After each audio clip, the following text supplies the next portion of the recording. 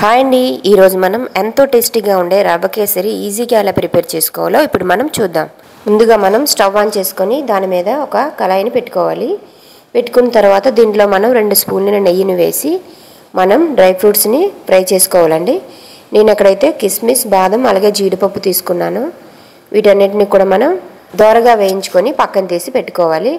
ఇప్పుడు అదే కళాయిలో కొద్దిగా నెయ్యి మిగిలి ఉంటుంది కదండి, దాంట్లో మనం 1 కప్పు ఉప్మా నూకని వేసుకొని మనం దోరగా నేతిలో వేయించుకోవాలి. మనం ఇలా వేయించేటప్పుడు ఇది పొడి పొడిగా అయిపోతుంది. ఇలా ముందుగుండా వేయించుకోవడం వల్ల మనకి స్వీట్ చేసేటప్పుడు ముద్దలు కట్టకుండా ఉంటుందండి. అందువల్ల అందరూ కూడా కంపల్సరిగా నేతిలో కొద్దిగా వేయించుకొని ఈ నూకని తీసుకొని పక్కన పెట్టుకోవాలి. ఇప్పుడు అదే కళాయిలో మనం 1 కప్పు రవ్వకి 3 కప్పుల వాటర్ని పోసుకోవాలండి.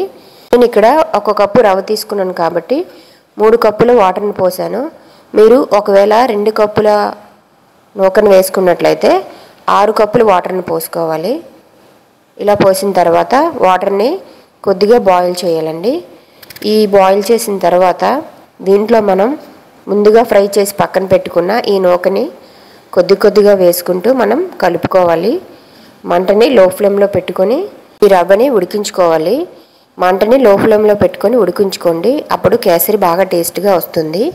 మీకు ఈ రవ్వ ఉడికిపోయింది అని అనిపించినప్పుడు దీంట్లో మనం 1 కప్పు పంచదారను వేసుకోవాలి. 1 కప్పు నూకకి 1 కప్పు పంచదార వేసుకుంటే సరిపోతుంది. మీకు స్వీట్ ఎక్కువ కావాలనిపిస్తే ఇంకొద్దిగా వేసుకోండి. నేనైతే కరెక్ట్గా 1 కప్పు నూకకి 1 కప్పు పంచదార వేశాను. ఇలా కొద్దిగా కలుపుకుంటూ లో ఫ్లేమ్లో దీన్ని మనం ఈ కేసరిని బాగా ఉడికించుకోవాలి. ఇప్పుడు ఇలా ఉడికిపోయిన తర్వాత దీంట్లో మనం ఇలాచీని వేసుకోవాలండి. ఇలాచీని ఇలా నలుపుకొని వేసుకోవాలి. మీ దగ్గర ఇలాచీ పౌడర్ ఉంటే అది కూడా వేసుకోవచ్చు.